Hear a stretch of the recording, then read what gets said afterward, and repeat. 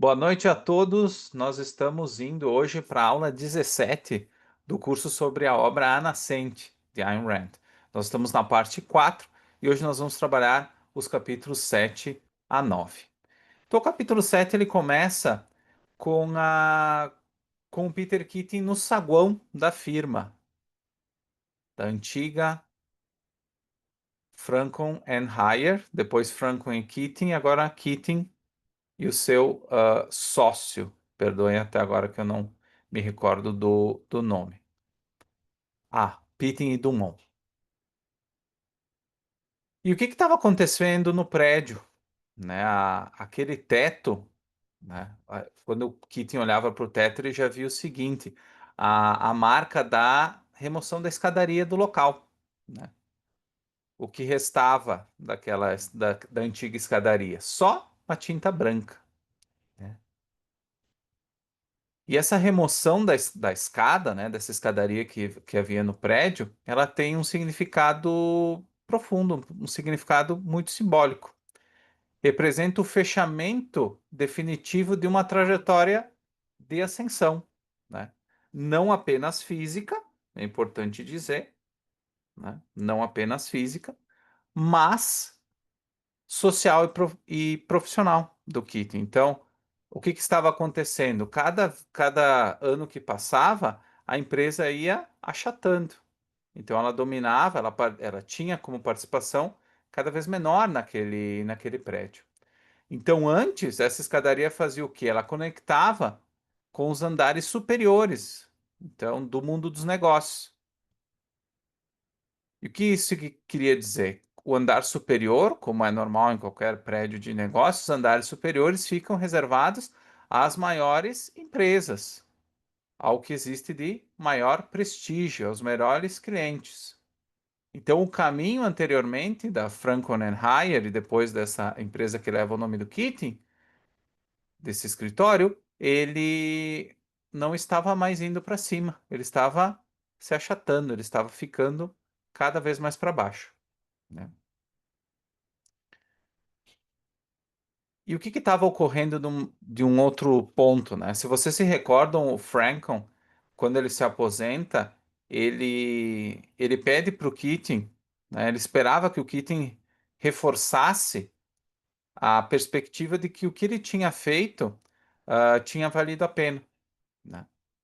Mas o que se vê hoje é que a história da própria firma está sendo achatada também, está sendo esquecida. Cada parte da firma está sendo levada embora, está desaparecendo. Isso é um motivo de muita tristeza.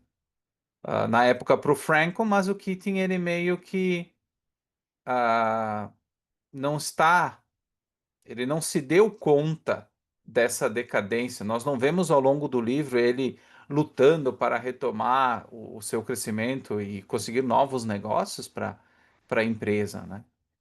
O próprio Keating reconhece que a decadência ela foi gradual, silenciosa, sonolenta, né? Não foi um colapso súbito, mas uma vontade, né? Uma morte lenta da vontade de ser, da própria vontade de existir. Então a firma ela vai definhando conforme o seu principal sócio definha também.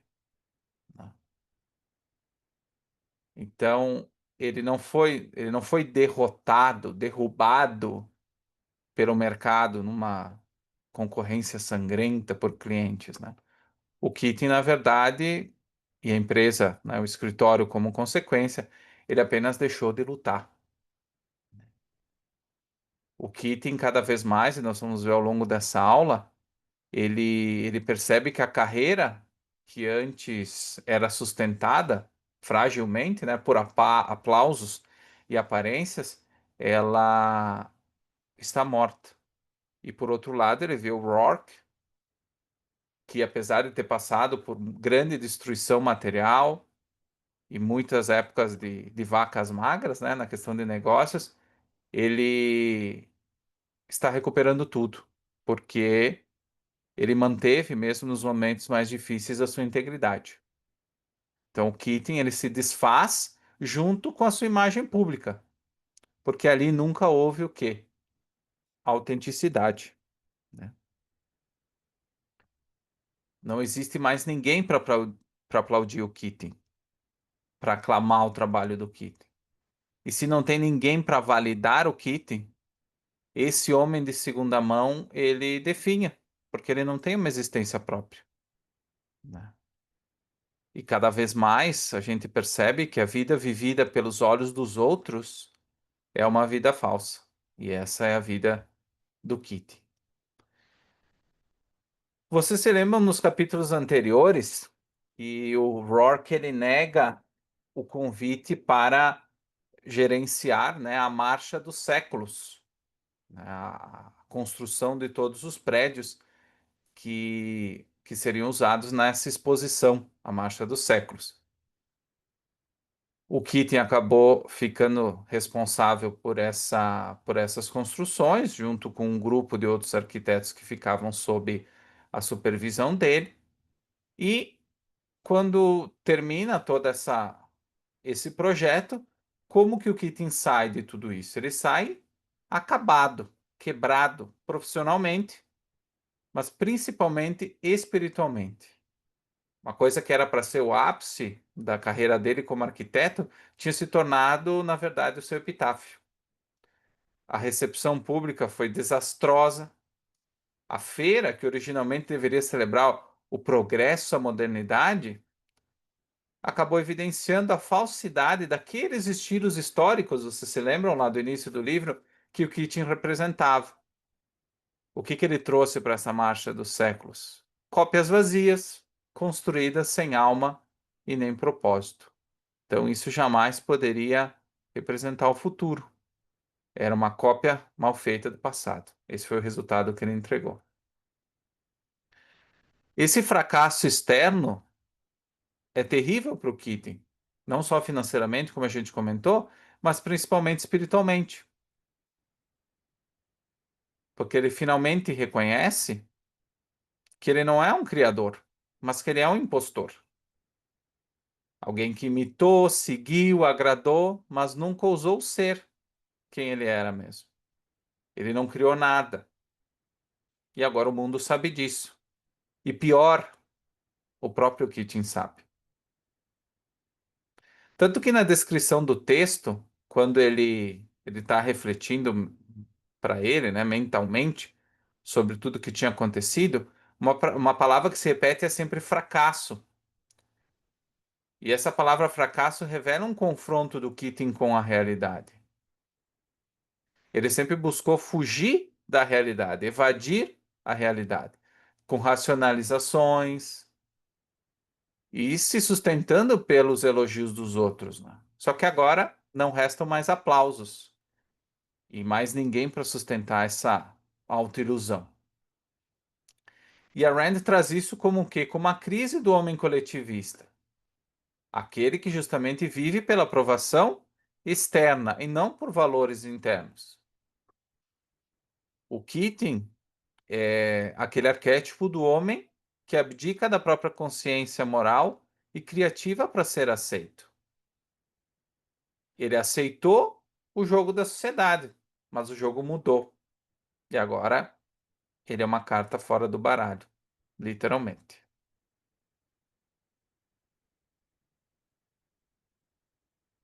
É interessante reforçar aqui o paralelo com o Rourke, comparação com o Rourke. Quando o Rourke sofre fracassos, e aqui ele não sofreu poucos fracassos, né? Demolição dos seus edifícios, processo judicial, julgamento, ele sempre sai como reforçado. Porque tudo que ele faz vem realmente do julgamento dele, é expressão do julgamento dele. Ele não precisa do aplauso alheio. E aqui nós vamos ver na aula de hoje justamente isso. Já o Keating não vive sem isso. E quando perde essa fonte, então, de validação externa, ele se dissolve. E aqui nós vemos o início da tragédia filosófica do Keating, que não começou agora, obviamente. A destruição do homem que nunca ousou ser ele mesmo. E para Rand, como nós vemos nas obras dela e nos textos, essa é a morte mais dolorosa. Ela não é a morte física, mas a morte moral. Esse capítulo, como vocês estão vendo, ele reflete muito sobre o próprio Keating. E nessa época, ele começa a frequentar uma cabana afastada do mundo também. E ali ele se entrega à pintura. Como vocês sabem, o Keating, lá no início da obra, ele tinha duas escolhas: ou estudar na Escola de Belas Artes, na França, ou começar a trabalhar como arquiteto para a Frankenheier, para o escritório Frankenheier. Devido às pressões familiares, especialmente da mãe, como vocês se lembram, ele acaba se desviando para a arquitetura por conveniência social, né? Porque ele, ah, devido à falta de autoestima que ele tinha desde o início, ele quis ocupar o lugar que talvez outra pessoa da sua própria turma poderia ter ocupado e supostamente ganhar os benefícios sociais de ser um arquiteto de sucesso. E não tem problema nenhum em ser arquiteto, mas o fato é que ele, lá no fundo, não queria ser arquiteto, mas por pressão social, ele acabou se entregando a esse caminho. Então, quando ele retorna agora, no final do livro, e hoje ele já tem mais de 40 anos, então mais de 25 anos depois de que ele se formou em arquitetura, ele ele busca o quê? Ele busca desesperadamente recuperar aquela individualidade perdida que ele começou a perder lá no início da obra. Só que ele já não pinta mais por prazer ou ambição profissional. Ele nem sabe por que que ele está ali pintando. Ele nem sabe se ele ainda gosta de pintar. E, como a gente sabe, ele não praticou essa arte ao longo de todos esses anos, né? Então a arte dele é muito tosca, infantil, e ele próprio sabe disso. Mas ele persiste nesse, entre aspas, hobby, né? Porque, na verdade, é a última coisa que resta para ele. A última coisa que é exclusivamente dele, que ele faz para si. É a única coisa que ele faz na qual ele não está esperando aplauso alheio e nem quer o aplauso alheio. Só que esse retorno à individualidade, ou essa tentativa, ela, ela acaba gerando muito sofrimento, né?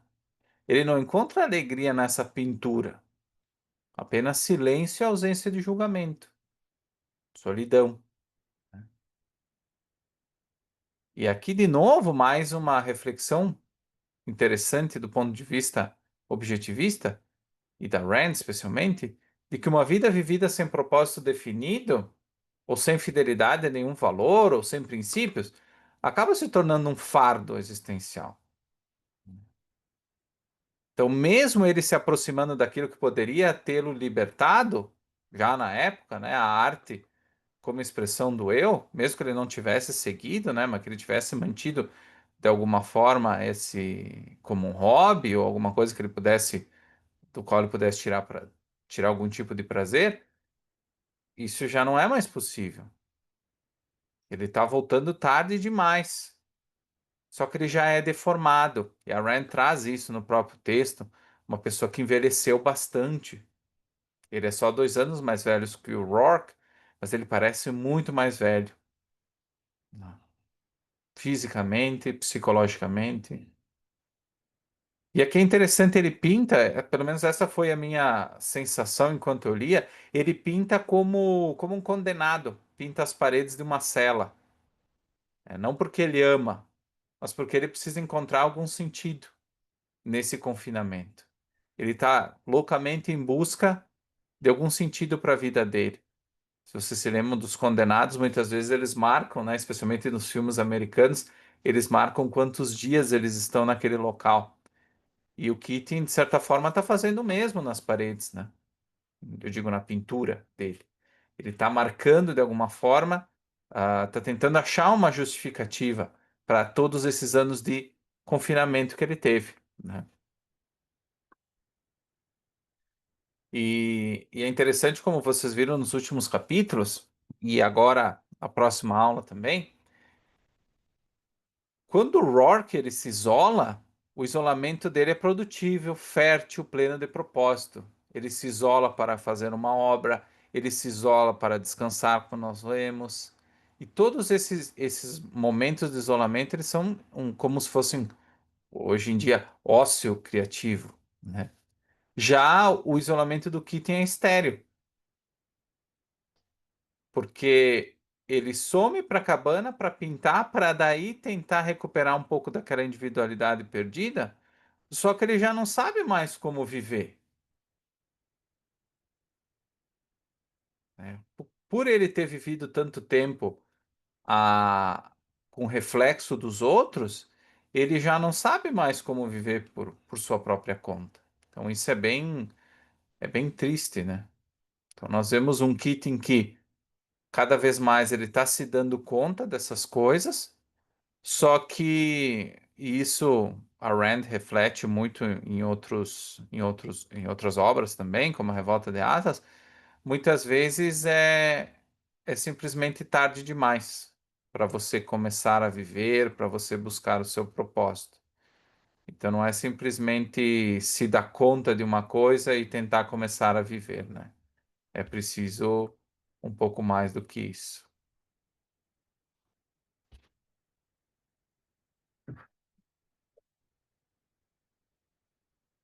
Deu uma falhadinha. Depois desse início de capítulo falando do Kitty, nós conhecemos uma nova obra que está por começar, que é a chamada Cortlandt Homes. O que é Cortlandt Homes? É um projeto arquitetônico estatal destinado a fornecer moradia acessível para a população de baixa renda. A proposta original dele, ela é bem coletivista. Aí a Rand faria uma crítica muito grande a ela. Por quê? Porque é um projeto que despreza totalmente a criatividade individual, a estética e o mérito técnico. O que ele busca é um tipo de suposta justiça social, que hoje é tão popular aqui no Brasil. Então, o que que o projeto busca? Soluções baratas, práticas e impessoais, unidades de habitação funcional. Esse é o nome, né? É assim que eles chamam cada unidade a ser vendida. Mas o que está em jogo é algo mais profundo, né? Na verdade, é um campo de batalha ideológico. Por quê? Quem for escolhido para projetá-lo se torna símbolo de um sistema que subordina o talento às conveniências políticas. Então, essa é a grande armadilha de Cortlandt Homes. E a gente vai entender mais depois o que que isso significa. Nesse sentido, Cortlandt é o oposto de tudo que o Rourke já planejou. Enquanto o Rourke sempre projetou para refletir a visão do criador, né?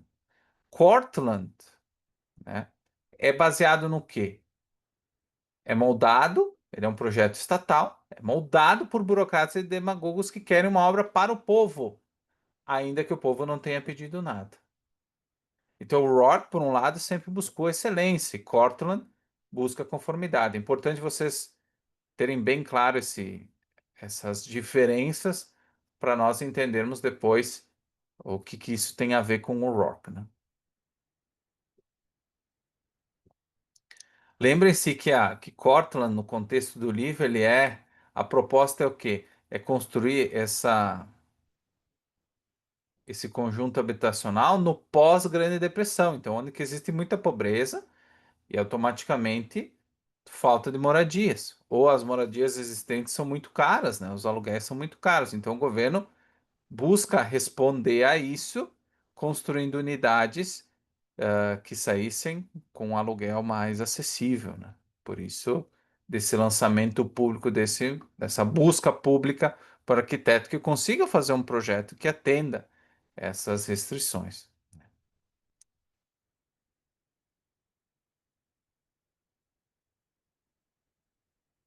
E Cortland Homes, mais um ponto importante para vocês terem aqui, é um microcosmo da falência moral, estética e econômica da sociedade.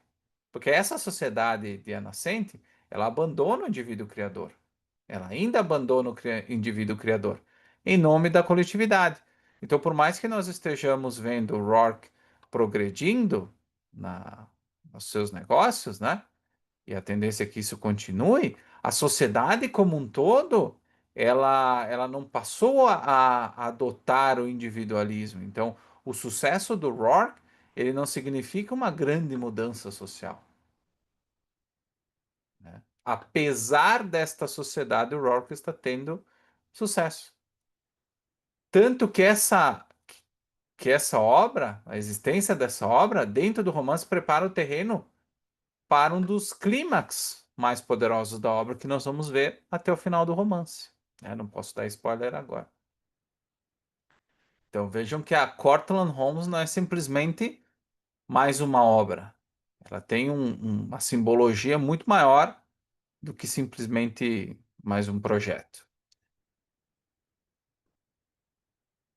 Quando sai o Keating, o Keating, vocês vão ver que a partir de agora ele passa por um momento também que ele busca um reconhecimento maior da sua própria vida. E ele também, da mesma forma que o Aynan, de certa forma, ele busca redenção. Ele busca redenção. Ele busca sentido na sua vida. Ele busca recuperar o tempo perdido. E Cortland, um projeto dessa magnitude, pode ser a última chance dele de se redimir, tanto como pessoa como arquiteto. Só que o Keating sabe lá no fundo que ele não tem condições de fazer esse projeto. Ele até tenta, né? Mas ele não tem competência técnica, prestígio e confiança no próprio trabalho. Então, o que que ele faz? Ele faz o que ele conhece, que é recorrer ao quê? À influência dos outros. Então, qual é a pessoa a quem ele recorre para conseguir este projeto? Mesmo tendo medo de pedir ajuda, ele ele agora sabe que o Tui, na verdade, nunca acreditou nele, nem que ele era arquiteto de várias obras, né? Por exemplo, mas que todas as obras dele tinham sido construídas pelo próprio Rourke, né? Mesmo que ele assinasse. Então ele teme pedir ajuda do Tui não por orgulho, mas porque ele sabe que o Tui, na verdade, hoje ele identifica que o Tui nunca caiu nas mentiras dele, né? E outra pessoa para quem ele pede ajuda, né? E ele também tem medo de pedir ajuda é o Rourke, né? Então ele sabe que se ele falar com o Rourke pode ele está esperando que o Rourke recuse. Também porque aí ele vai ter o quê? Ele, lá no fundo, ele quer que o Rourke recuse para que ele possa continuar odiando o Rourke. Para que ele possa ter um motivo para odiar o Rourke. Como ele sempre vem usando o Rourke como bode expiatório, né? Ele ficou anos sem falar com o Rourke até esse momento. Faz tempo que ele não fala com ele.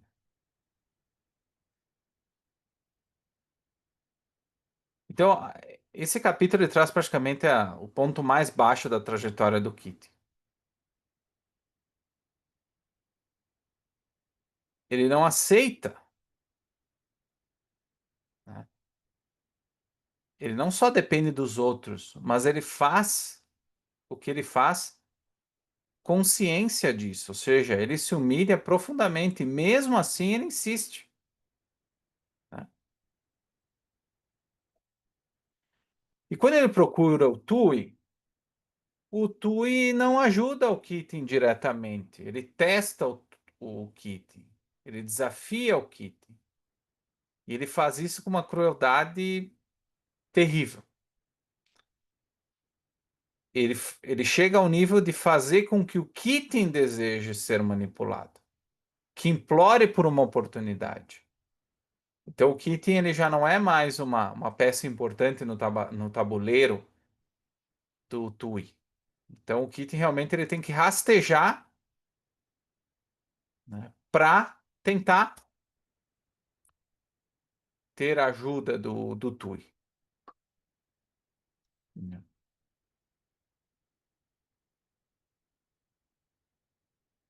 E o que que nós chegamos nesse momento? Por que que o Kit está no fundo do poço, literalmente agora?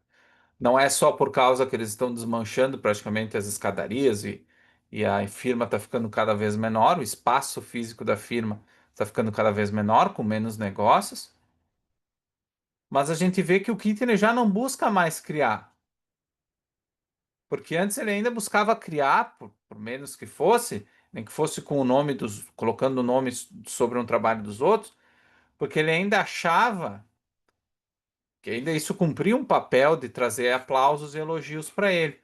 Hoje ele já não tem mais essa, vamos dizer assim, essa vontade. Hoje ele está meramente querendo ocupar um espaço, né? Ele já não queria desde o início, mas hoje ele já não quer, não tem mais nenhum resquício de alguém que quer exercer arquitetura. Ele só quer ser aceito como arquiteto minimamente, né?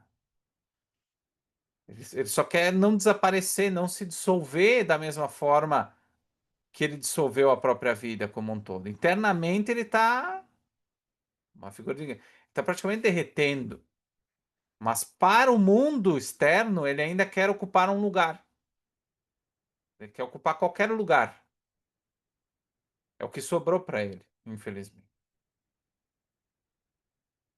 E a gente vê, e um dos motivos da queda do Tui e do escritório dele é que o próprio, digo, do Keating, é que o Tui não falava mais nele, nem nos próprios jornais, né?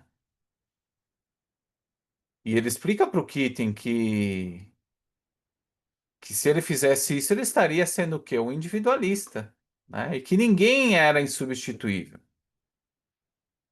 O TUI, na verdade, ele tem uma estratégia que a gente pode chamar de rotação igualitária.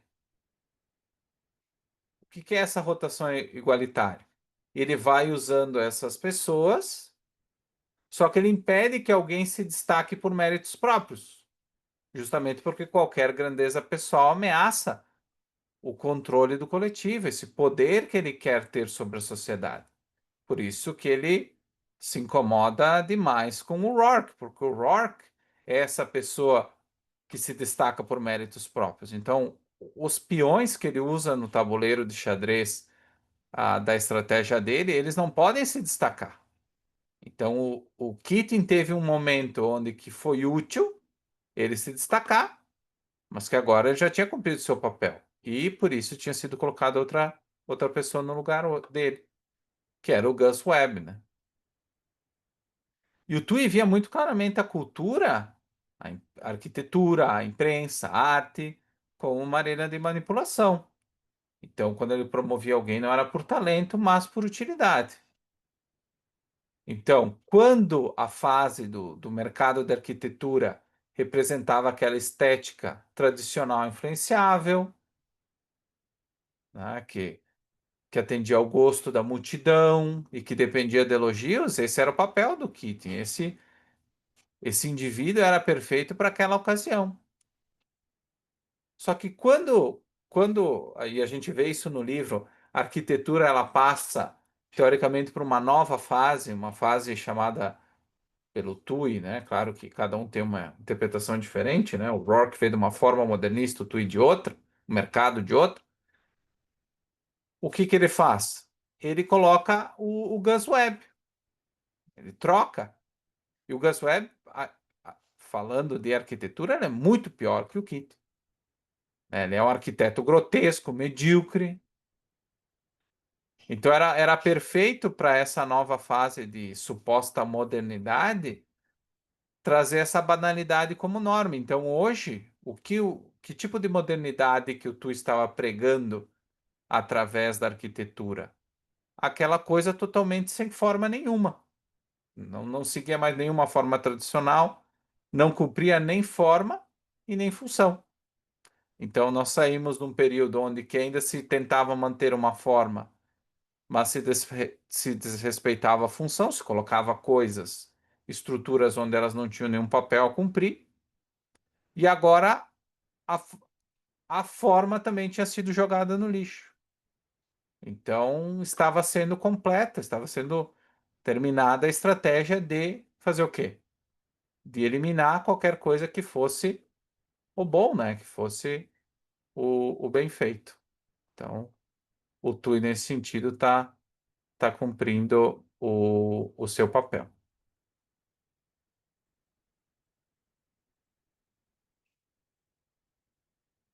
Está cumprindo à risca o que ele tinha se proposto a fazer.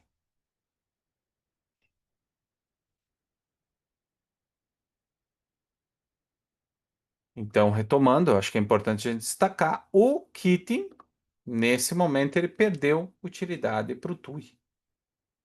Então, como nós falamos no início da aula, ele ah, tinha jogado o jogo da sociedade, o jogo das aparências, e ele tinha se tornado uma carta fora do baralho. Então, ele já não tinha mais nenhuma função a cumprir para a questão do TUI. A gente vai ver que ele ainda tem uma última função no plano do TUI. A gente logo, logo vai entender o que que é.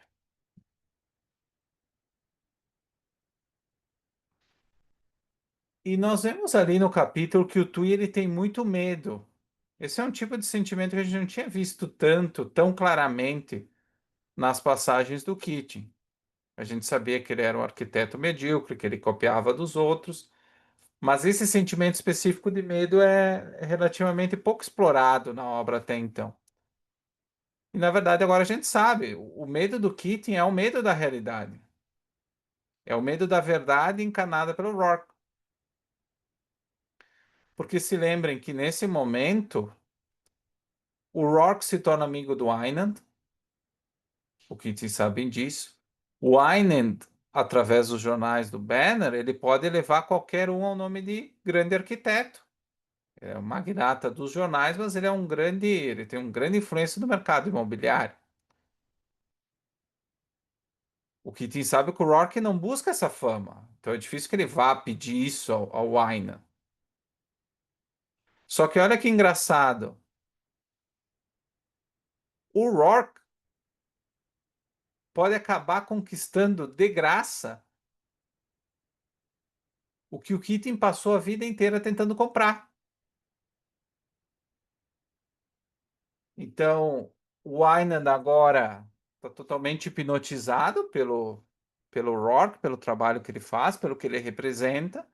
Ele está fazendo um esforço, como a gente vai ver ao longo desses capítulos, para promover agora o Rourke. Ele tinha proibido que o jornal falasse do Rourke, agora está, logo logo ele muda essa perspectiva e busca divulgar o trabalho do Rourke, arranjar clientes para o Rourke, né?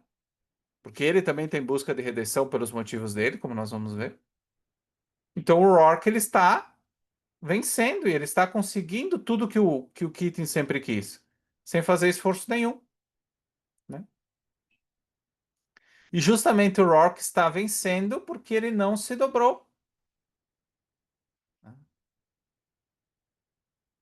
O Keating sempre acreditou que o sucesso vinha do quê? Da manipulação política, da imagem, da capacidade de agradar, e não da integridade criadora como o Rourke. Só que o Keating, na verdade, ele não tem inveja do sucesso do Rourke.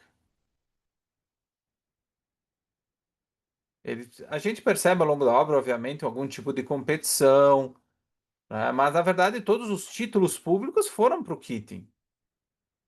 E ele sabe que ele é uma farsa, mas publicamente ele ganhou muito dinheiro, ele ganhou diversos títulos, por mais que ele não merecesse. Então, para os olhos da sociedade, que é o que importa para o Keating, que importava para o Keating até então, ele estava no mesmo, teoricamente, no mesmo patamar com o seu nome de arquiteto. Então, não é bem isso que ele teme. Ele teme o que o sucesso do Rourke representa, o que o sucesso do Rourke diz sobre o próprio Keating.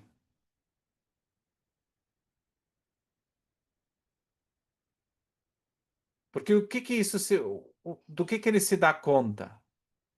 Que toda a carreira dele, os compromissos, as concessões, os elogios comprados, tudo isso não passou de uma fraude frente ao homem que nunca cedeu, frente ao Rourke.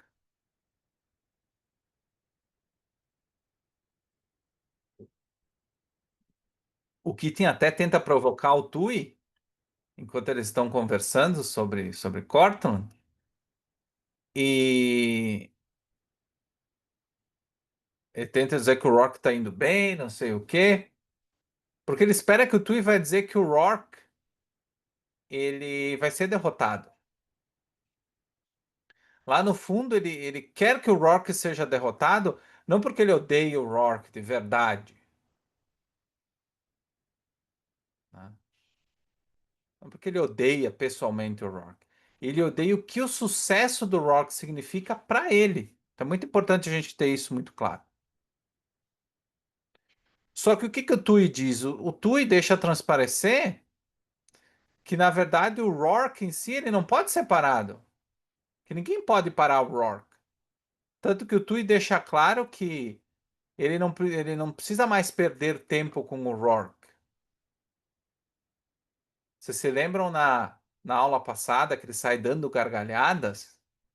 O Tui, nesse momento, apesar dele ainda estar, de certa forma, preocupado com essa ascensão do Rourke, com a relação dele com o Aynan, ele,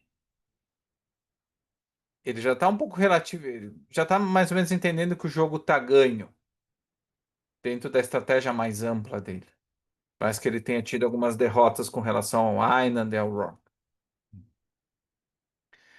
Então ele não está necessariamente obcecado pelo Rourke como ele estava antes, né? Então tudo isso alimenta o medo do Keating. O medo então dele não é de perder, mas de nunca ter vencido de verdade, de que toda a vida dele tenha sido uma farsa. Esse é o medo dele. E o que nós ficamos conhecendo, conforme vai passando o capítulo, qual que era o problema que o arquiteto que pegasse o projeto de Cortland tinha que resolver, né? Não era só um ambiente, um empreendimento habitacional, né? O maior dilema técnico e moral dessa arquitetura era o quê? Como construir com dignidade, eficiência e beleza quando todos os parâmetros foram reduzidos à economia bruta e ao utilitarismo extremo. Então, quais eram as dificuldades de um arquiteto potencial para essa obra? Tinha um limite material, porque o orçamento era muito baixo. E além disso, a pressão política por resultados rápidos. Lembrem-se que era o contexto da Grande Depressão, então os políticos tinham que dar uma resposta a toda aquela população que estava sofrendo pela crise econômica, né? E por outra exigência simbólica. Então a obra de Cortland, ela deveria servir como uma um grande resultado do governo em questão. Então, seria uma resposta do governo, uma resposta da burocracia à crise com uma obra modelo, que depois ela poderia ser replicada para outros locais. Então, mesmo em meio à crise, nós conseguiríamos, os políticos no caso, teria uma coisa para mostrar, mostrar essa igualdade, essa justiça social, né? Então, o próprio Tui diz que o problema não era apenas prático, técnico, mas era filosófico. O arquiteto, quem fosse escolhido, ele teria que tornar visível o triunfo do igualitarismo. Então havia uma grande contradição, né? Criar algo funcional, belo e inovador, sem liberdade criadora. Ou seja, as pessoas tinham que criar, o arquiteto que fosse escolhido tinha que criar limitado pelas exigências do governo. Que o governo tinha dito como ele queria a obra. Ele tinha ditado o orçamento, ele tinha ditado o custo que poderia ter pelo aluguel. Então, havia diversas restrições à liberdade criativa. Então, teoricamente, esse não seria um projeto para o Rourke. Seria para o Rourke na questão de funcionalidade, porque ele é muito bom arquiteto, mas, ao mesmo tempo, vinha aquela questão de não ter a liberdade criadora que ele sempre prezou, né? Então, olha que engraçado. O Keating não tem a habilidade técnica para isso, né? Então o Tui, o que que o Tui faz? Ele testa o Keating, né? Ele está manipulando essa alma, né? Lembrem-se que o Tui vai ficar mais claro cada vez mais, ele é um coletor de almas, né? Um colecionador de almas. E ele testa o Keating no sentido de até onde o Keating está disposto a se humilhar por uma última chance. Ele quer saber disso. E o projeto de Cortana é uma armadilha, porque é um prêmio que jamais será concedido plenamente a Kitty, mas que o atrairá até o fim. Você se lembra nos desenhos que aparece uma varinha e o peixe lá na frente, e aí coloca o peixe para frente e vai atraindo. Eu me lembro do desenho do Pica-Pau, mas tem vários outros exemplos mais modernos, né? Até o próprio Chaves, né? Para quem assistiu. Então, olha a genialidade sombria do Tui. Ele sabe que o arquiteto ideal para fazer essa obra é o Rourke. É o único capaz de resolver o problema imposto. Mas o Rourke jamais aceitaria fazer essa obra nos termos que foram impostos, nesses termos coletivistas impostos.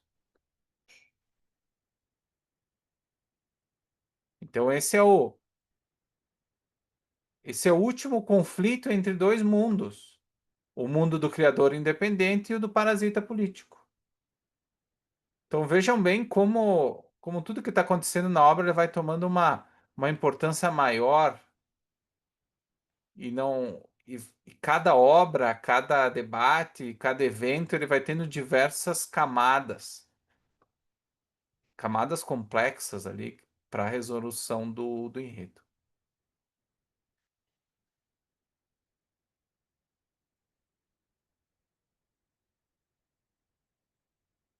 Então o Tui sabia que o Keating iria recorrer ao Rourke, porque afinal o Keating era um homem de segunda mão desde o início. Ele vive da aprovação dos outros e do talento dos outros também.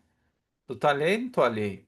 Tanto que o Tui fala, o inexplicável é sempre aterrorizante, mas a coisa não seria tão assustadora para você se tivesse parado para refletir se algum dia houve algum motivo para estar no topo. Então, o que que o Tui está querendo dizer com essa frase rebuscada? Ele não apenas reconhece que o Kit nunca teve talento nenhum. Ele expõe, ele toca a ferida dessa mentira que o Kit sempre contou para ele próprio. Então não havia mistério na queda do Keating. Era consequência natural da farsa, que o Keating ficou muito tempo acreditando. Isso já tinha acontecido no edifício Cosmo Slotnick, que também foi um projeto que o Keating assinou, mas que foi feito por outra pessoa, né, pelo próprio Rourke. Então o Tui ele faz que ajuda o Keating. Ele diz: "Olha, eu vou fazer o possível", né? Mas ele sabe que o Keating por conta própria vai falhar. E como ele sabe, ele quer que o Keating falhe, para que esse ciclo de dependência se repita. Então não é generosidade dele ajudar o Keating. O golpe dele, a armadilha dele é justamente o quê? Forçar a grandeza individual, Rourke, a trabalhar dentro de um projeto coletivista. O Tui ele quer provar que até o Rourke, o símbolo da autonomia moral e da integridade, pode ser instrumentalizado por meio da fraqueza alheia, por medo da fraqueza de quem? Do Keating.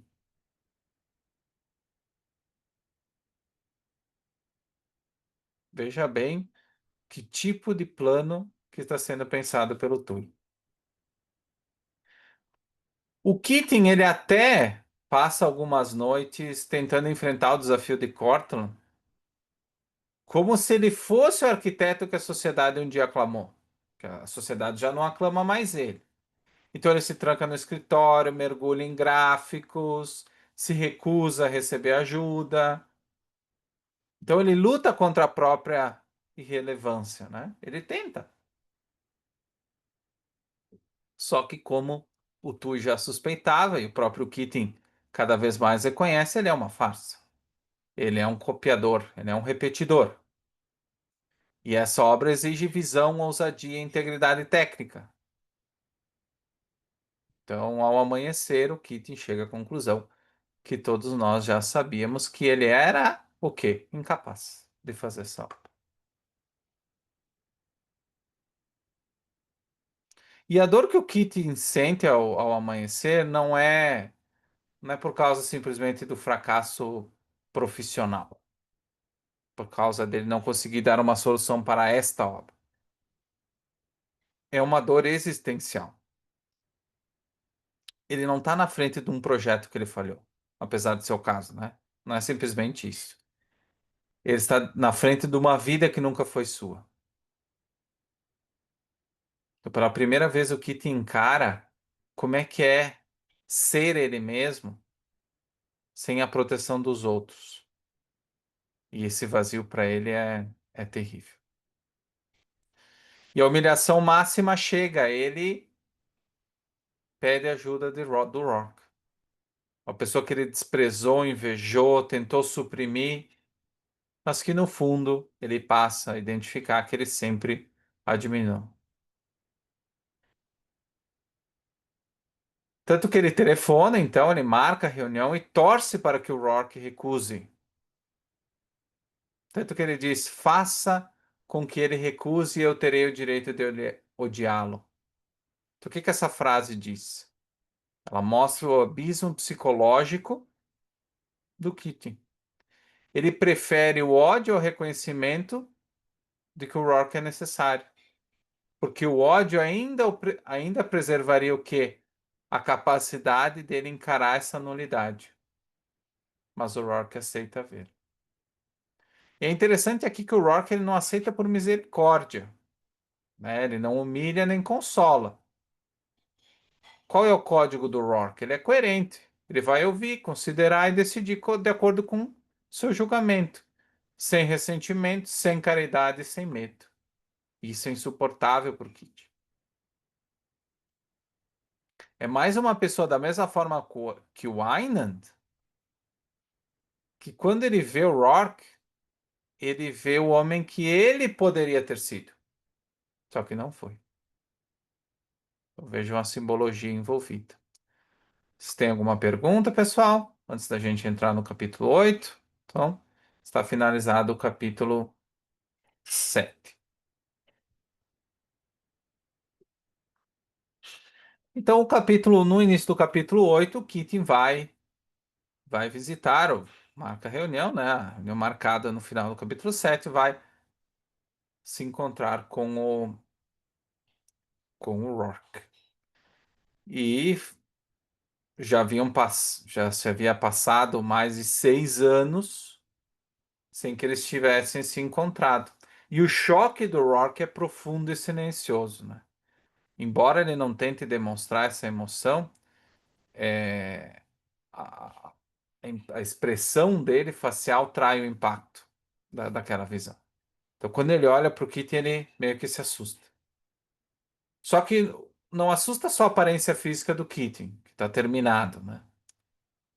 Mas sim o que essa aparência representa. Quando ele olha para o Keating, ele não vê só uma pessoa relaxada, já atirada, que não cuida do seu físico, mas ele vê uma coisa muito mais abstrata para muitas pessoas, né? Que é a deterioração moral e espiritual de um homem que sempre viveu de concessões, né? E quando o Keating ele sorri meio resignado, aquele sorrisinho amarelo, ele o Rourke vê o quê nesse sorriso? Aceitação amarga da própria decadência. O Rourke ele vê no Keating, ele vê em frente dele o resultado de uma vida vivida sem princípios. Como eu comentei antes, a diferença de idade entre eles é muito pequena, é de 2 anos. Só que a distância entre eles, como seres humanos, é imensurável. O Keating, de fato, ele foi soterrado pela falta de identidade, pela mediocridade. por todas aquelas coisas que ele tentava esconder sob uma fachada de sucesso.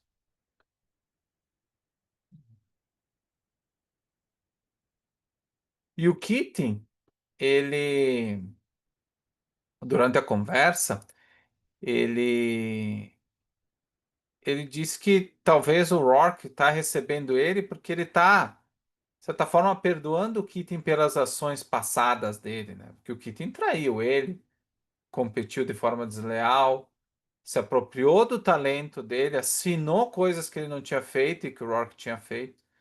Então ele moralmente era totalmente condenável. E o que que o Rourke responde? Não sei, Peter. Não sei se isso significa perdão. Se eu tivesse sido ferido, nunca o perdoaria, né? Então, isso, quando o Rourke fala isso, o que que ele está querendo dizer? Que o perdão para ele é um conceito que só faz sentido quando alguém realmente causou um dano verdadeiro. Só que o Keating, pro Rourke, nunca teve esse poder sobre ele.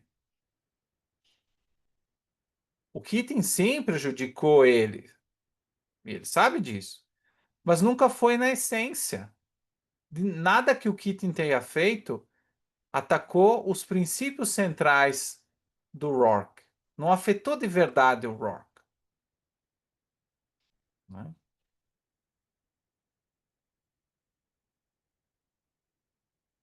Então, nesse sentido, é, o Rourke ele não atribui importância suficiente às ações do Keating passadas, né, para considerá-las ofensivas.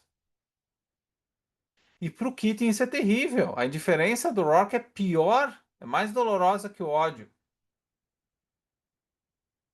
Se o Rourke tivesse guardado rancor, pelo menos o Keating teria isso. Só que se nem isso existe, o Keating é o quê? É um espectador irrelevante. Alguém que tentou ser alguém, mas que nunca passou de um figurante na história desse outro. E vocês percebem isso também no próprio romance.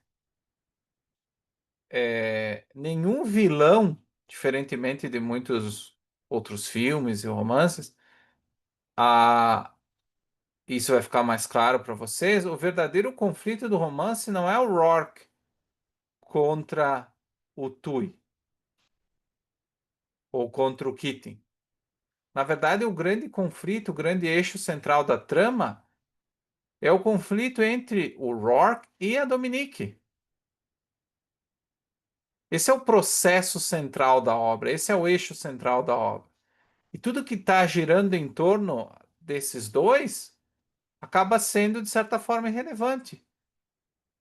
E o que tem dentro dessa segunda camada, que nós podemos dizer, é o que menos é importante. Então ele tem menos importância que o Tui, menos importância que outros personagens.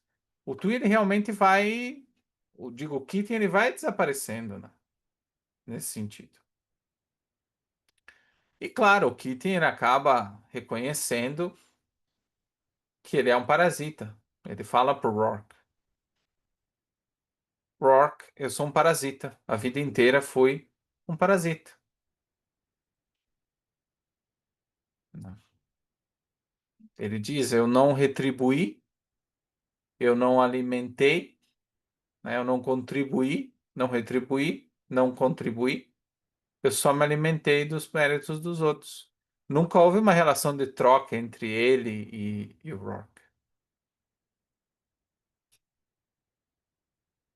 Então o Keating, a partir desse momento, ele abandona aquela ilusão que ele tinha criado, que foi a vida dele. Ele confessa que ele não passa de um produto do conformismo e da mediocridade e que ele está procurando o Rourke porque ele vê a vontade de entregar o seu último trabalho, né? É um ato de rendição, na verdade. Mas também um ato de libertação, porque pela primeira vez ele está em paz com a verdade, com a realidade, por mais humilhante que isso seja.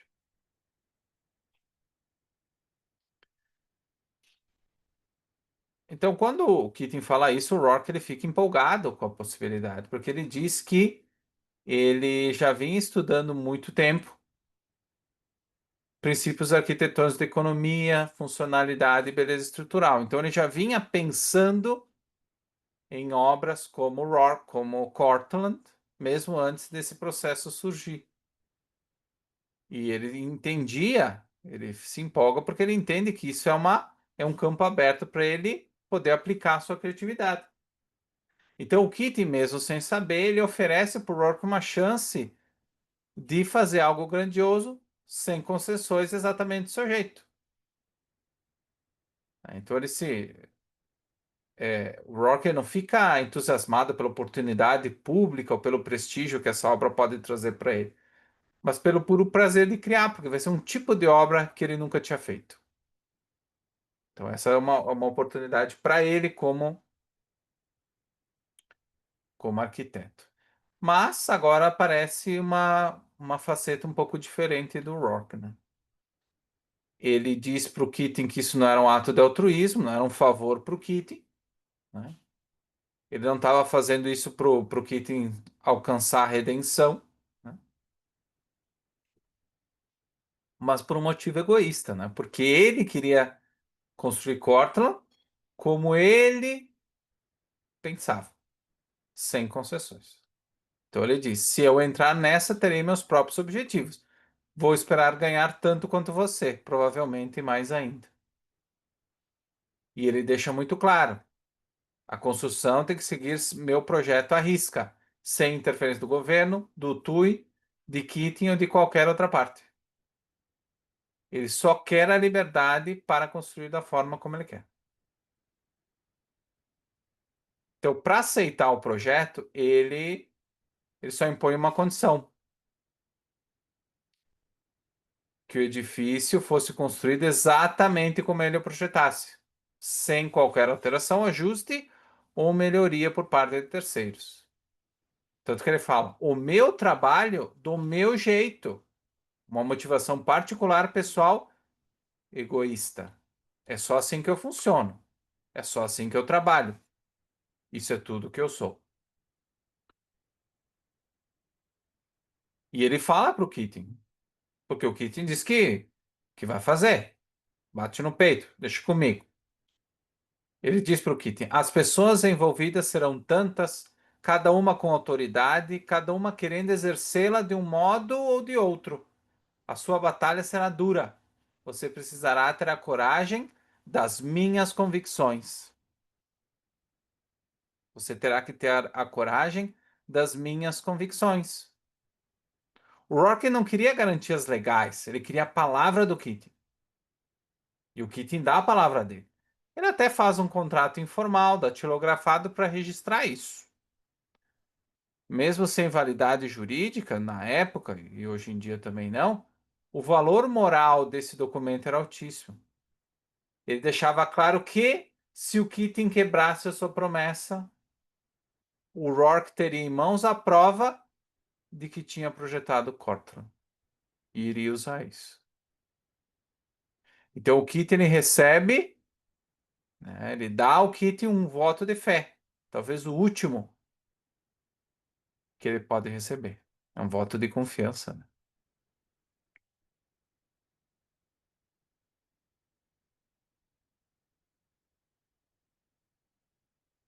Então vocês percebem que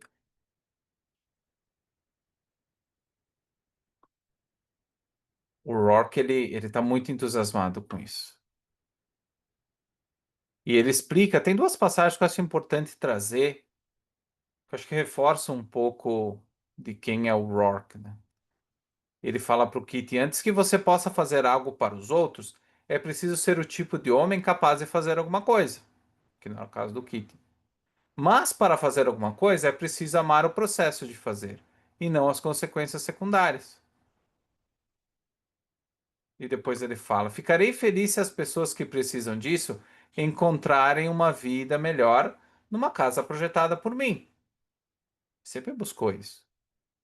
Mas não é essa a motivação do meu trabalho, tampouco a minha razão para fazê-lo. Também não é a minha recompensa. Então a motivação dele é criar. Sempre é criar, em primeiro lugar. E as consequências secundárias, de fato, quanto ele acredita que quanto melhor ele puder fazer esse processo, quanto mais livre ele for para fazer esse processo de criação, maior vai ser, maiores serão as consequências secundárias. A oportunidade, como nós vimos lá, ele falou na, na obra que ele fez, né, de lazer, no capítulo anterior, ele disse que uma das grandes conquistas, e a Rand defendia isso, que a grande conquista da humanidade é a capacidade da privacidade, do conforto. Então, isso começou com o Resort na outra obra, e aqui também traria esse resultado. Umas pessoas com menos capacidade econômica, mas pobres, poderiam também ter o acesso à privacidade e ao conforto de um projeto bem feito. Então, o Rourke ele não queria fazer a coisa que ele queria na cabeça dele e que se ferrem os clientes. Ele acreditava que, sendo livre para criar, ele teria a capacidade de ser o melhor arquiteto que ele pode ser, e automaticamente os resultados seriam os resultados bons que os clientes poderiam aproveitar, né?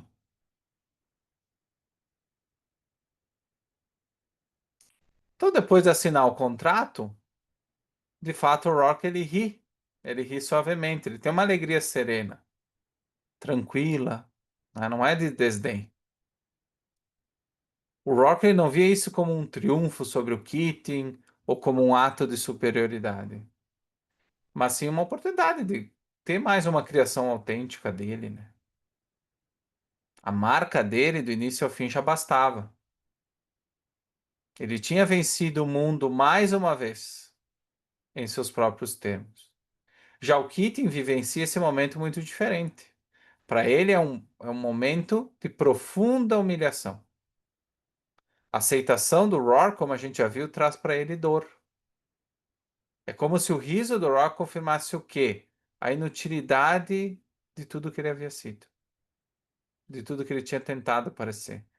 Todos aqueles anos de aparências, de vivendo de segunda mão, não tinham valido para nada. Enquanto o Keating tinha lutado tanto pelo reconhecimento dos outros, tanto pela validação dos outros, o Rock era feliz apenas criando, apenas podendo ser quem ele era. Isso bastava. Então a felicidade do Rock é como um veredito final para o Keating. Ele nunca alcançaria aquilo. Isso não deve ser fácil de aceitar. Quando eles terminam essa pequena discussão e o riso, o Rock se levanta, olha para a janela e ele declara: Peter, já contei o quanto eu amo essa cidade? E quando ele fala isso pro Keating, é, é mais um golpe de dor no coração do Keating. Porque ele vê que tudo que está aí na cidade, o Rourke poderia amar com prioridade, porque ele tinha sido parte daquilo, inclusive das obras que o Keating tinha assinado como autor. Só que o Keating não tinha esse direito, porque as obras não eram dele. Então não havia nada naquele lugar, naquele conjunto enorme de prédios, que ligasse a alma dele àquela cidade, né? O silêncio dele é um fato constrangedor. Era a negação, era a rendição silenciosa de alguém que não tem como mais negar a verdade, né?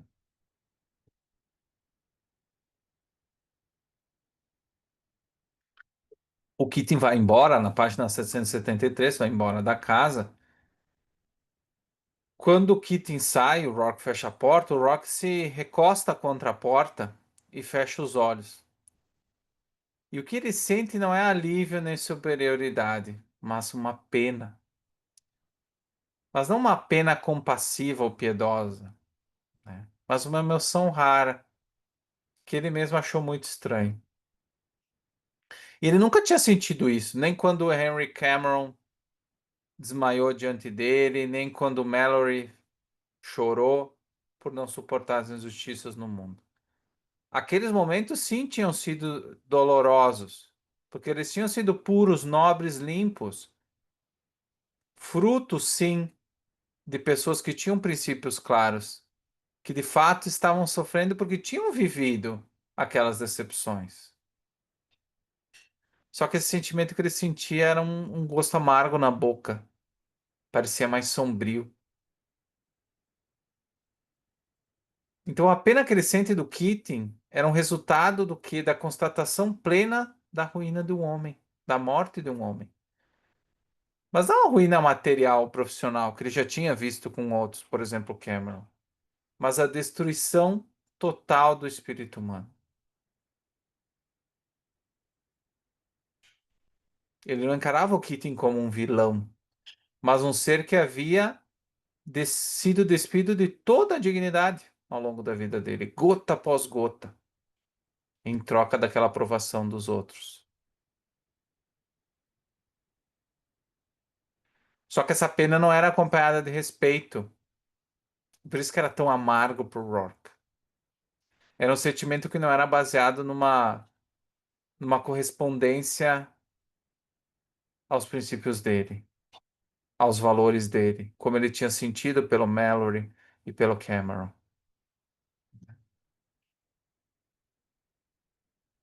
Parecia que o Rock, nesse momento, via que o Keating era alguém que realmente não tinha mais como buscar nenhum tipo de redenção. Vocês percebem que ele não tem essa percepção do Einand. Ele acha que o Einand ainda pode alcançar essa redenção, porque ele tem muitos aspectos que ressoam com o Rourke, que é aquela pessoa que construiu. Então, o Rourke respeita o Einand por ele também, pelo fato de ele ter sido um self-made man. Ele não é íntegro, claro que não, o Einand, mas ele ainda tinha criado, vindo da pobreza, subido na vida pelos seus próprios méritos, pelo que ele tinha feito, por mais que moralmente seja questionável. Então, pelo Keating, o Keating não inspirava nem ódio nem indignação. O Keating simplesmente não representava nada.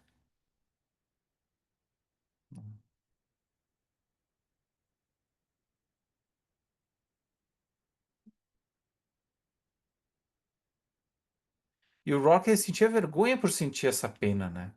No código moral do Rourke, essa emoção implicava uma superioridade silenciosa que ele nunca tentou exercer.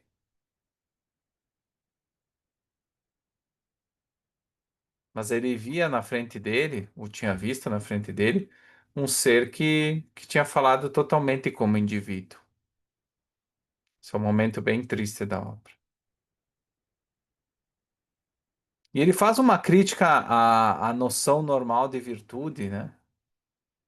Ele diz: Isto é pena, pensou ele, e ergueu a cabeça intrigado.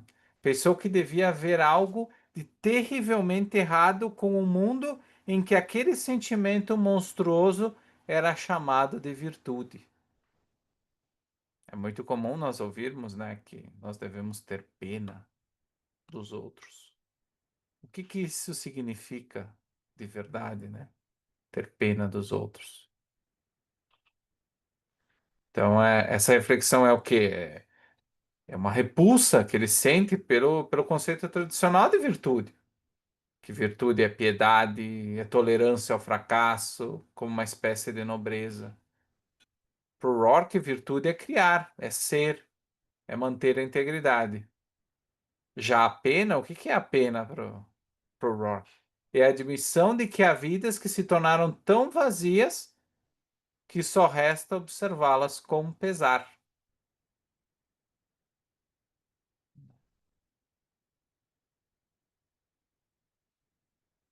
Então o Keating ele não era um homem a ser odiado ou punido. Ele já tinha se punido. O julgamento sobre o Keating já tinha sido dado. Não precisava ser julgado. Ele próprio já tinha se punido. E a punição era essa vida que ele tinha levado. Pena que agora só ele se deu conta disso, né? Vai ser o capítulo 8. Pessoal, tem alguma pergunta, Daniel?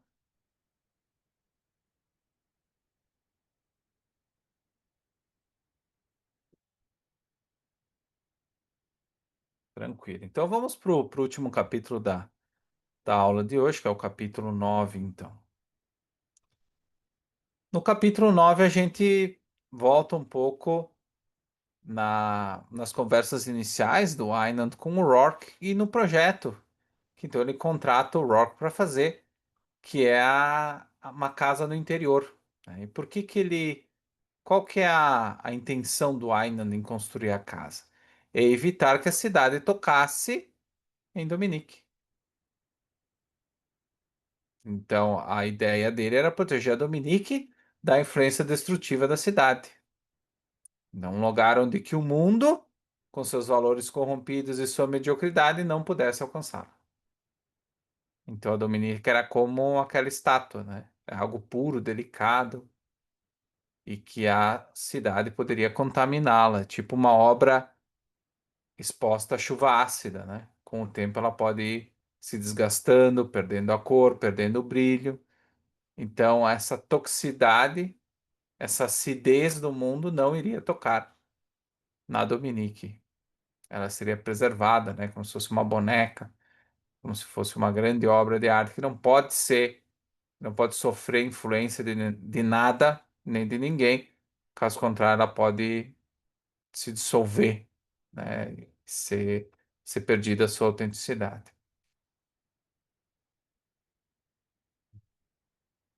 E é interessante aqui, um pouco irônico, né? Porque nessa tentativa de controle, porque o Aynan é um cara que gosta de controle, gosta do poder. A casa é projetada pelo Rourke, o único que verdadeiramente compreende a Dominique, né? Então, mesmo tentando afastá-la do mundo, o Aynan coloca ela dentro, literalmente dentro de quem ela verdadeiramente ama. Porque tudo na casa, como nós vamos ver, relembra o Rourke. O projeto, todas as escolhas, né? E veja bem, ao invés de um local onde a Dominique seria livre para viver, né? Dentro, dentro de como se fosse de um palácio, onde que o mundo externo iria tocá-la, essa casa, na verdade, ela se torna uma prisão para Dominique. Então, o intuito do Aynan é libertá-la de toda a corrupção do mundo. Mas, ao mesmo tempo, essa casa se torna uma prisão para Dominique, porque ela vai ficar todo dia dentro de um local que faz ela lembrar do que ela está traindo. Então, serve um tipo de, como se fosse uma, em termos religiosos, né, uma penitência, uma pena que ela vai ter que pagar ao ter que viver ali nesse local. Não é essa, claro, o Aynan não sabe da vida passada deles, né, do que eles já viveram juntos. Então, o Brian, ele acha que está fazendo uma grande coisa, né? Tá honrando a Dominique. Mas, na verdade, isso é terrível para ela, né? Tá nesse local, né? Não, ela gosta da casa, não entendam mal, ela acha a casa muito linda, a casa vai ficar muito bonita, porque é o Rock que faz, então ele faz coisas boas, ele faz obras funcionais que seguem forma e função, não é um problema arquitetônico, mas é o que representa essa casa, né? Então, é, é interessante que ele fala para Dominique que todos os locais, todas as obras que ele tinha visto na rua para justificar a escolha do Roar, como a gente viu, era porque todas as obras que ele tinha visto na rua tinham sido criadas por esse arquiteto. Então a gente vê ao longo desse capítulo 9 a, a explicação do Aynan por que que ele escolhe o Rourke. E a gente vê, por outro lado, por que que o Rourke confiava no Aynan, né? Não era porque o Rourke tinha uma afeição pessoal pelo Aynan, mas ele tinha, como nós vimos, um respeito profundo pela competência e individualidade dele. O Rourke ele se sente relaxado perto do Aynan. Ele deita na grama perto. Volta aquela imagem do gato, né? É um gesto comparado a um gato que só repousa quando se sente completamente seguro. O Rourke se sente seguro próximo ao Aynan. O Aynan é um espírito semelhante ao dele. Conquistou tudo por mérito próprio, moldando o mundo com sua vontade e inteligência. O Rourke sabe que o Aynan não tem uma integridade essencial. O próprio Aynan nunca acreditou que a integridade fosse possível. Então não é em termos morais, né, é éticos, mas a capacidade de realização. É isso que liga o Rourke ao Aynan. Então, mesmo que o Aynan ainda opere dentro de um sistema que o Rourke rejeita, ainda que ele seja o dono do Banner e tudo que o Banner representa, a trajetória e força pessoal fazem do Aynan um homem digno de respeito.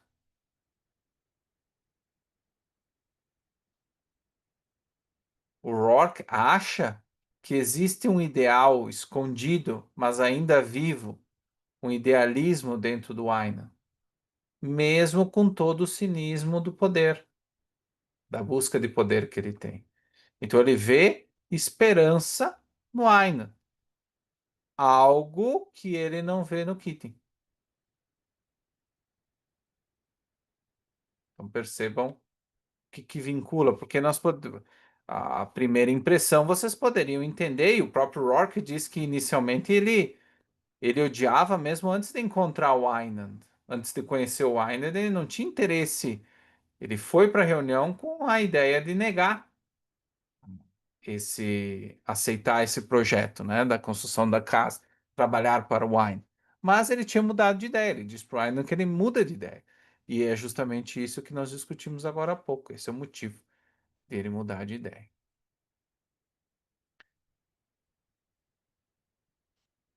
Na sessão seguinte desse capítulo, nós vemos a reação do Tui quando ele vê os desenhos de Cortlandt Holmes.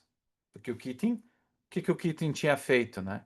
Ele buscava os desenhos na casa do Rourke, dava para os desenhistas dele, eles copiavam e o Keating ia decorando, né? Todos os argumentos que tinham sido que o Rourke repassava para ele. Então ele fazia o que ele fazia de melhor, que era copiar, né? Então quando o Tui olha para os desenhos ele reage com uma mistura de ironia, satisfação e sarcasmo. Então, quando ele olha a perspectiva da construção, ele solta uma gargalhada, né? E não era uma risada de alegria, mas era uma zombaria mesmo. Era uma expressão de malícia frente àquela situação. Ele sabe que o Keating jamais poderia ter feito uma obra assim. E olha o que ele diz: Peter, você é um gênio. Acho que você sabe exatamente a que me refiro. Dando aquela piscadinha, né? Você sabe a que me refiro, né? E por que que o Tui solta uma gargalhada? Porque o projeto é uma vitória estratégica. O talento do Rourke, como ele queria, tinha sido cooptado e submetido ao quê? A um propósito coletivo, com o nome do Keating na capa. Então, eram duas vitórias. Eu dobrei o Rourke, pelo menos é isso que ele acha, e dei uma promovida no Keating. Então, eu estou subvertendo o individualismo do Rourke. Não importa quem fez o desenho, importa apenas que o sistema tenha absorvido a obra e que o autor original esteja oculto. Então, o Tui sai ganhando. Ele mostra, através do sucesso de Cortland, ou de um projeto bem feito, Ele promove, mesmo que temporariamente, uma pessoa que serviu no passado como uma peça interessante, o Keating. O Keating totalmente enfraquecido, vai ser esquecido no momento seguinte, e ele vai entregar um projeto que mostra, teoricamente, que o coletivismo venceu, que o amor venceu.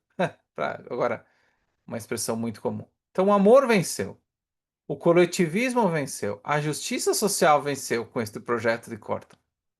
O objetivo abstrato dos burocratas vai ser concretizado.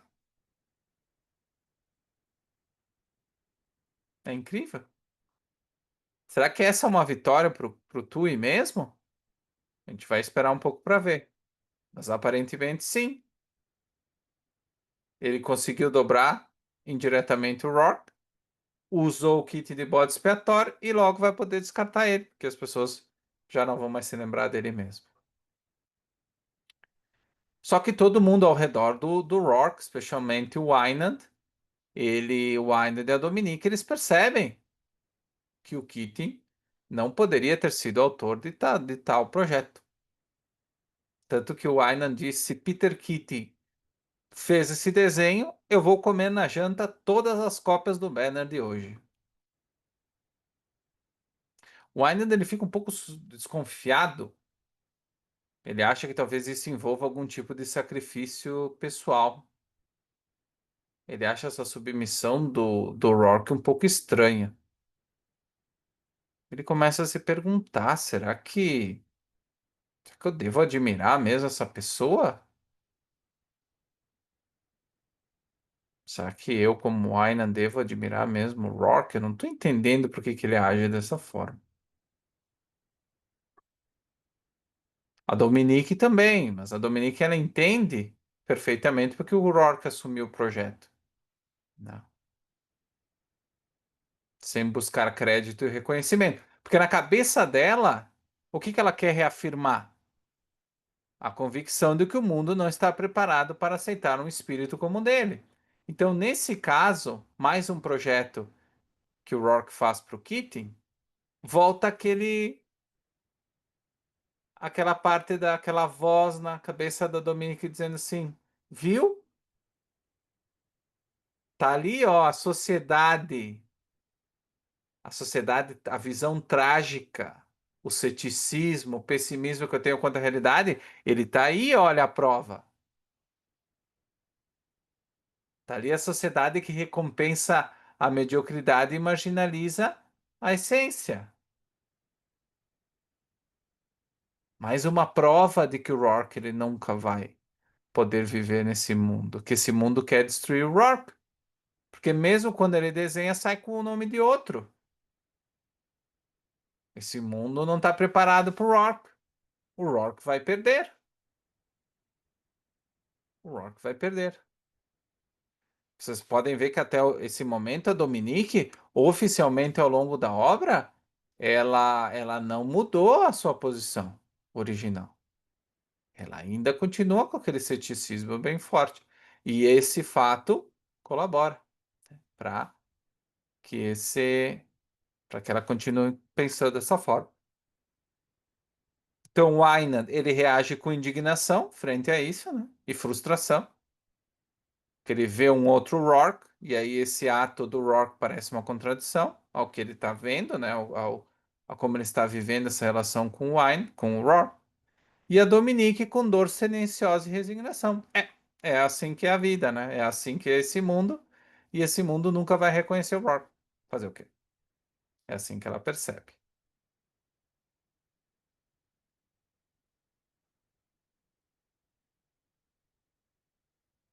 Nós temos uma pequena discussão sobre o The Banner, quando ele rejeita um editorial do Alvas Carrot, que fala da maternidade em tempos de transformação, né? O artigo ele defendia o quê? Que as mães deveriam transferir o amor que sentem por seus filhos para todas as crianças. Então, transformando um sentimento individual, né, em algo impessoal e coletivo. E aí o Aynan dele manda descartar esse editorial, né? E cada vez mais a gente passa a ver que o Scarrett, que antes era como se fosse o braço direito do Aynan, ele já está reagindo com bastante frieza. Tanto que ele diz para ele na cara: Você está fora de sintonia com os tempos modernos, Gale. O Alva Scarrett, que sempre estava preocupado com a opinião do chefe, agora nem sente necessidade de consultar. Então o Aynan cada vez mais perde influência no próprio jornal. Então, além de discordar desse editorial específico que a Rand traz como exemplo, o Ainda ele estava cada vez mais incomodado com o rumo que o Banner estava tomando. Então, o Banner ele era uma contradição viva. Enquanto ele admirava o Rourke e o que o Rourke representava, ele continuava dirigindo um jornal que promovia exatamente o oposto.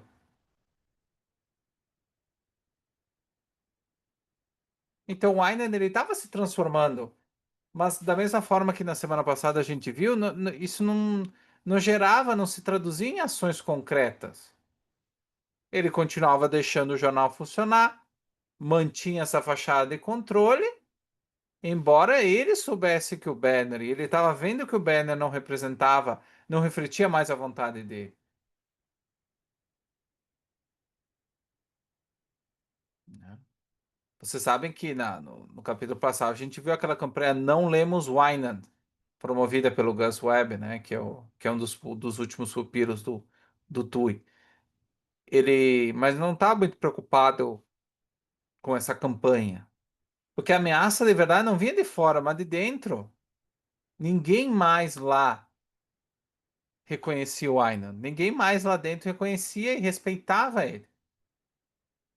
Então, olha só, olha o que ele está passando: impotência silenciosa, conflito interno e reconhecimento tardio da própria decadência.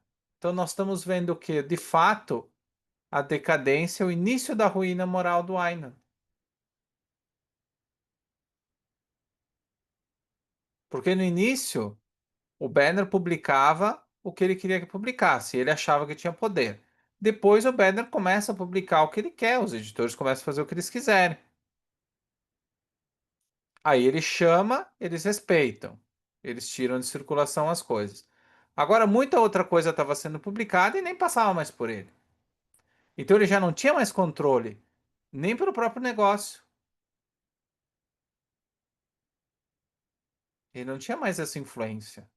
Então, todo o poder, toda essa ideia que ele tinha do que significava ter sucesso no mundo, esse poder, essa dominação dos outros, ele, ele vê tudo ruindo.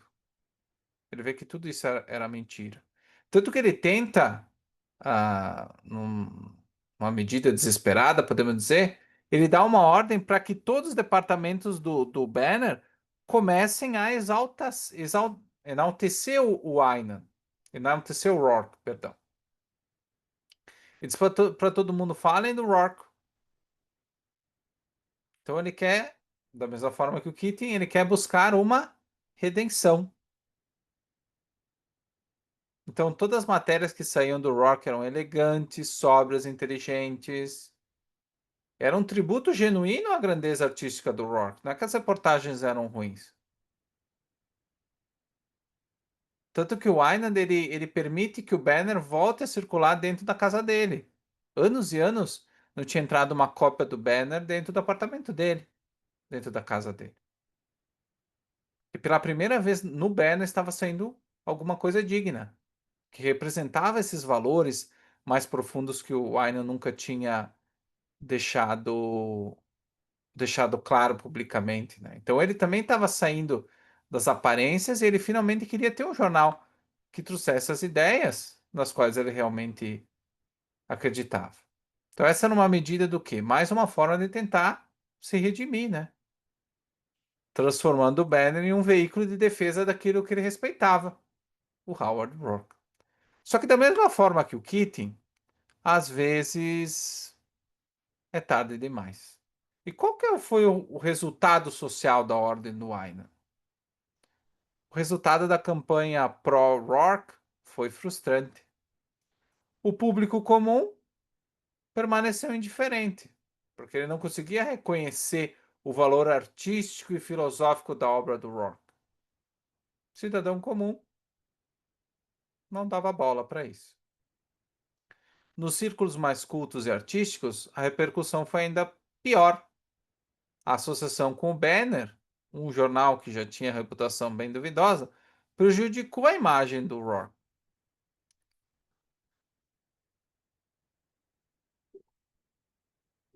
Então, o Wynan, ele publica um jornal que emburreceu e manipulou a população, e ele foi manipulado também nesse processo, né? Houve uma troca negativa nesse ciclo. E então o Banner ajudou a promover a mediocridade, a banalidade, o conformismo. Então, quando ele fala do Rourke, as pessoas não entendem. As pessoas nunca tiveram contato com uma pessoa como o Rourke. Elas não conseguem identificar a virtude no Rourke. Então, o que que gera? Gera escárnio e desdém. Intelectuais e críticos começam a zombar do Rourke, dizendo que ele é um produto da imprensa marrom. Começam a chamar ele de mascote de Wynan, gênio da imprensa popular. Então, o Rourke ele vira alvo de piada, vira alvo de bullying através do jornal. E isso foi um golpe duro para o Wynan, porque ele sempre acreditou no poder na mídia para moldar a opinião pública. Só que aí surgem os limites do poder dele. Ele não podia obrigar o mundo a amar aquilo que o mundo não compreendia. E essa é uma verdade que a Rand traz muito, né? No caso do amor romântico, mas isso se aplica a qualquer valor. Tu não tem como amar uma coisa que tu não conhece. Se tu não conhece a verdadeira virtude, eu não tenho como amar a virtude do Rourke. Se eu não vivo com integridade, e o próprio Weiner era um exemplo disso, como é que eu poderia amar a integridade do Rourke? Eu não sei o que que é isso. Eu não sei o que que é ser um homem de primeira mão, né? O cidadão comum. O- como é que eu vou entender? Como é que eu vou amar um homem de primeira mão? Eu não sei o que que é isso. O Rourke não deu bola. Até o Austin Eller disse para ele que era para fazer o Wynan parar, né? E Mas o Rock manteve a serenidade. Como não funcionou o plano, esse plano do jornal, isso gera uma crise pessoal no Ayman, porque todas as bases do poder que ele achava que ele tinha estão ruindo. O poder sobre a sociedade, o poder sobre os funcionários do Banner. Então ele entra numa crise existencial, uma crise pessoal. Então, para ele não se sentir fracassado, ele começa a usar os meios à disposição dele para construir, para conseguir contratos para o Rock. Então ele se torna obcecado para trazer contratos para o Rourke. É uma outra forma que ele busca de redenção. E ao final do capítulo, o Aynan leva ele para Hell's Kitchen. Porque ele queria mostrar para onde que ele queria construir o edifício Aynan, que seria o auge da vida dele, um monumento à sua trajetória, à sua ascensão e ao seu ideal de grandeza. É isso que ele diz para o Rourke. E diz que ele escolheu aquele lugar não aleatoriamente. Era o lugar onde Ainan havia crescido, cercado pela pobreza, pela violência e por tudo que simbolizava a humilhação da sua infância. Então, construir o prédio ali para ele seria o quê? Mostrar o poder sobre, né, o domínio que ele teria sobre o passado dele. Então, toda aquela degradação ele queria usar como uma forma de reescrever a própria história. E ele disse para o Rock que ele não tinha construído antes porque ele não estava pronto, né? Ele não tinha os recursos e nem a pessoa para fazer. E que ele finalmente poderia concretizar a sua visão, né? O edifício Island seria o mais alto da cidade. e poderia ter vista, né, de todos os outros prédios. Então, era a expressão de sua vontade de vencer, de ser lembrado, de afirmar sua superioridade diante de tudo e todos. Ele não queria apenas existir, queria deixar uma marca definitiva no mundo.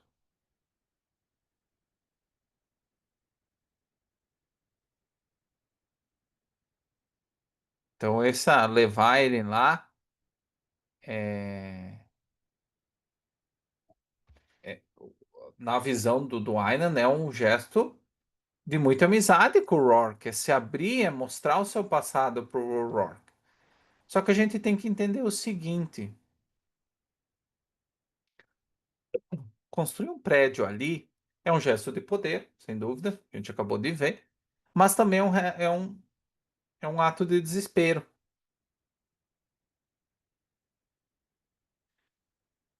Pode ser visto como algo grandioso, arquiteturalmente falando, né? De fato é, mas também, tristemente, como uma tentativa vazia de impor o que é significado a um passado que não pode ser apagado, e à custa de uma comunidade real, porque ele vai destruir tudo que tem ali para construir o prédio.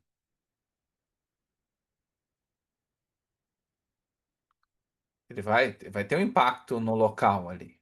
Então, muitas pessoas vão ser desapropriadas, daqui a pouco vão perder as suas casas, então tem um impacto negativo. Daqui a pouco socialmente. E de fato é uma transformação urbana que, ironicamente, não transforma nada de essencial. Nem a natureza do poder do Aina, nem sua incapacidade de lidar com os próprios traumas. Ou seja, o que ele quer fazer com o edifício Aina? Ele quer enterrar o passado dele. Literalmente, ele quer enterrar o passado dele embaixo do edifício. Ele não quer, ele não quer ressignificar a trajetória dele. Então nós vemos vários atos de tentativa de redenção por parte do Aino.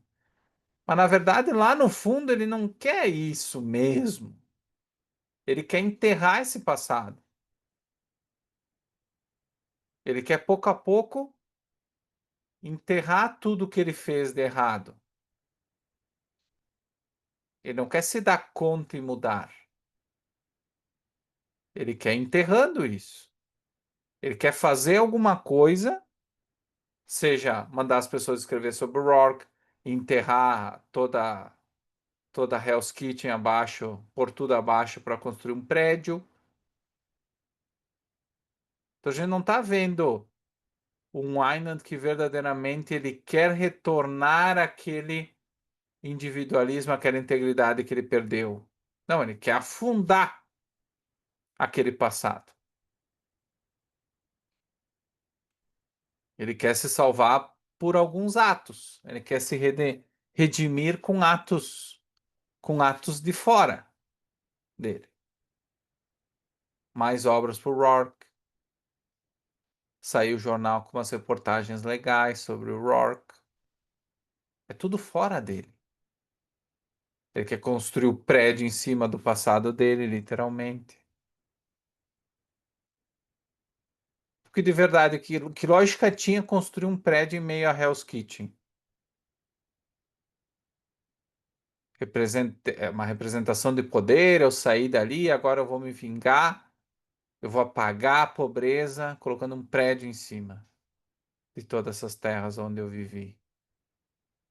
Isso de fato é uma forma de redenção para o personagem Wynan? Ou é mais uma forma de racionalizar?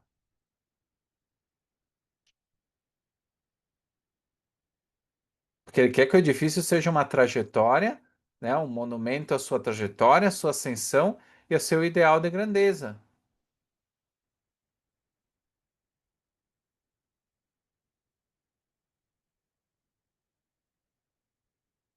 Ele acha que assim ele vai reescrever a própria história, destruindo tudo e construindo um prédio em cima. Mas será que essa é a forma de buscar a redenção verdadeira? Porque já construiu um monte de prédios, ele tem diversos prédios, não recebe o nome dele. Mas todo mundo sabe que os outros prédios são do Einand. Então esse prédio, ele vai levar o nome dele, tudo bem, mas ele não vai ter um grande impacto social, porque as pessoas já sabem que ele tem milhares de prédios. Então, socialmente, tampouco vai ajudar ele a mostrar este superpoder que ele tem.